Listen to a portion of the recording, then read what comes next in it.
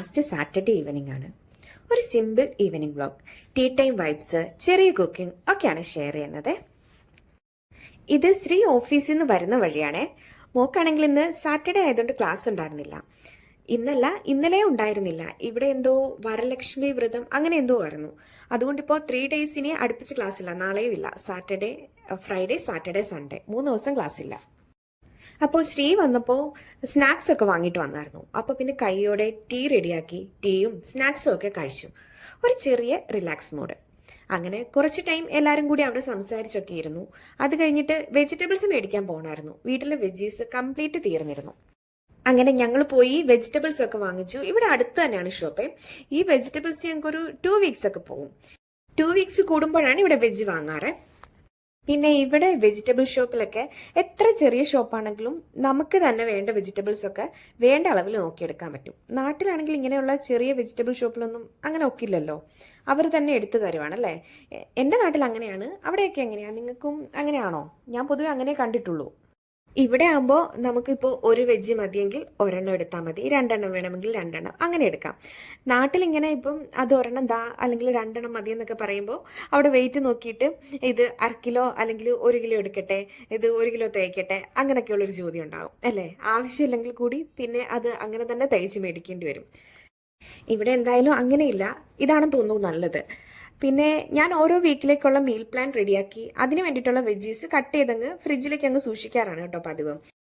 അപ്പോൾ ഇപ്പോൾ വെജ് കൊണ്ടുവന്ന ശേഷം ലീഫ് ഐറ്റംസ് ആദ്യം എടുത്ത് ക്ലീൻ ചെയ്ത് റെഡിയാക്കി ഞാനങ്ങ് ഫ്രിഡ്ജിൽ വെച്ചു. ബാക്കി കുറച്ചൊക്കെ അരിഞ്ഞിനി ഫ്രീസറിൽ വെക്കണം.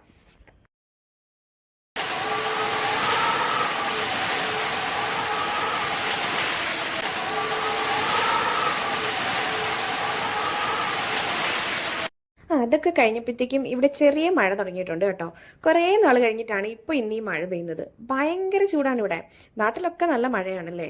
അതോർക്കുമ്പോൾ ശരിക്കും കൊതിയാകും. ഇവിടെ ചൂടെന്ന് പറഞ്ഞാൽ ഒരു രക്ഷയില്ല. നമുക്കിവിടെ അകത്തും നിൽക്കാൻ പറ്റില്ല, പുറത്തും നിൽക്കാൻ പറ്റില്ല. അതുപോലെ ചൂടാണ് ഇവിടെ. എന്തായാലും ഈ മഴ പെയ്തപ്പോഴും ഒന്നും കൂടി ചൂട് കൂടിയതല്ലാതെ കുറവൊന്നുമില്ല. മഴ അങ്ങ് പെട്ടെന്ന് അങ്ങ് നിന്നായിരുന്നു. അപ്പോൾ ഇത് ഡിന്നറിൻ്റെ പ്രിപ്പറേഷൻസ് ഒക്കെ ഒന്ന് സ്റ്റാർട്ട് ചെയ്തതാണ്.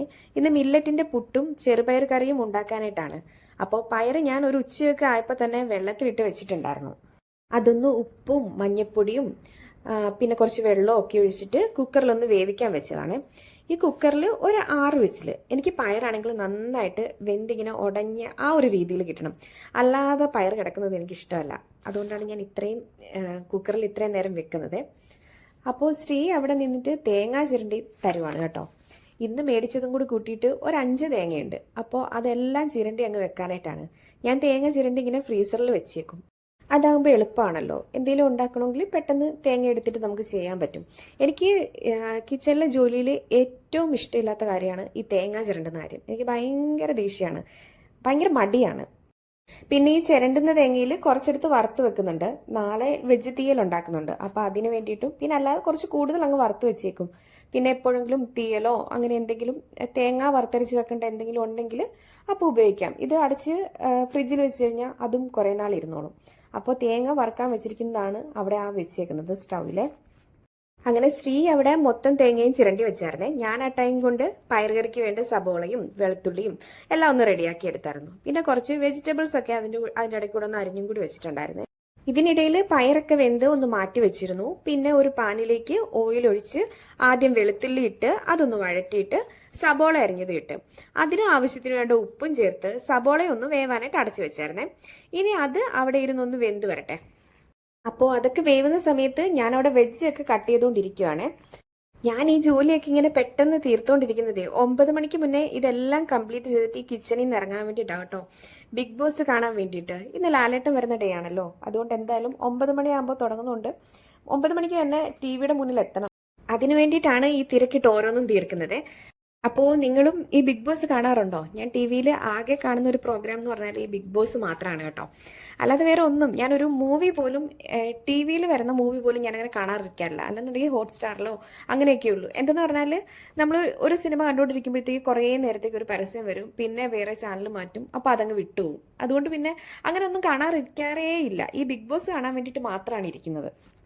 അങ്ങനെ സംസാരിച്ചുകൊണ്ടിരുന്നപ്പോൾ എൻ്റെ സബോളയൊക്കെ ഒന്ന് വെന്തിട്ടുണ്ടായിരുന്നേ. അതിലേക്ക് മുളക് പൊടി മാത്രമേ ഇട്ടിട്ടുള്ളൂ. പിന്നെ അതൊന്ന് മിക്സ് ചെയ്തിട്ട് ഒന്നുകൂടി ഒന്ന് അടച്ചു വെച്ചിട്ട് ഒരു 2 ചെറിയ തക്കാളി അരിഞ്ഞ് അതും ഇട്ട് തക്കാളി ഒന്ന് ചെറുതായിട്ട് വെന്ത് വന്നപ്പോൾ അതിലേക്ക് വേവിച്ച പയറും കൂടി ഒന്ന് ഇട്ട് കൊടുത്തിട്ടുണ്ടേ.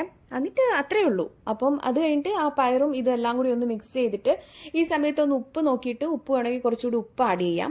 അപ്പം വെള്ളം വേണമെങ്കിലുണ്ട്, ഒരുപാട് കുറുകിപ്പോയിട്ടുണ്ടെങ്കിൽ വെള്ളം വേണമെന്നുണ്ടെങ്കിൽ കുറച്ചുകൂടി ചൂടുവെള്ളം കൂടെ ആഡ് ചെയ്ത് കൊടുക്കുക. എനിക്ക് വെള്ളം വേണമായിരുന്നു, ഒത്തിരി ഇങ്ങനെ വറ്റിയ പോലെ ആയിപ്പോയി. അതുകൊണ്ട് ഞാൻ കുറച്ചുകൂടി വെള്ളം കൂടെ ആഡ് ചെയ്തിട്ടുണ്ട്. അപ്പോൾ അത് കഴിഞ്ഞിട്ട് അതൊന്ന് തിളച്ച് വന്നാൽ മതി. ഒന്ന് തിളച്ച് വന്നു കഴിയുമ്പോഴത്തേക്കും ഞാൻ കടുക് വറുത്ത് കറിവേപ്പിലയും വറ്റൽമുളകും ഒക്കെ ഇട്ട് അതൊന്ന് റെഡിയാക്കിയിട്ടുണ്ട്. അപ്പോൾ അത്ര തന്നെയുള്ളൂ. പെട്ടെന്ന് ചെയ്തെടുക്കാൻ പറ്റുന്ന ഒരു കറിയാണ് കേട്ടോ, ഭയങ്കര ടേസ്റ്റാണ്. അങ്ങനെ അതിനുശേഷം പുട്ടും കൂടി റെഡിയാക്കി പുട്ടും കറിയും എല്ലാം എടുത്ത് നേരെ ബിഗ് ബോസ് കാണാനായിട്ട് ടിവിയുടെ ഫ്രണ്ടിൽ പോയിരുന്ന കേട്ടോ കഴിച്ചത്. അപ്പോൾ ഇത്രയേ ഉള്ളൂ ഇന്നത്തെ സിമ്പിൾ ഈവനിങ് വ്ലോഗ്. ഇഷ്ടമായെങ്കിൽ ലൈക്ക് ചെയ്യണം, കമൻറ്റിൽ അഭിപ്രായങ്ങളും അറിയിക്കണം, പിന്നെ സബ്സ്ക്രൈബ് ചെയ്യാനായിട്ട് മറക്കല്ലേ. അപ്പോൾ thank you for watching. See U.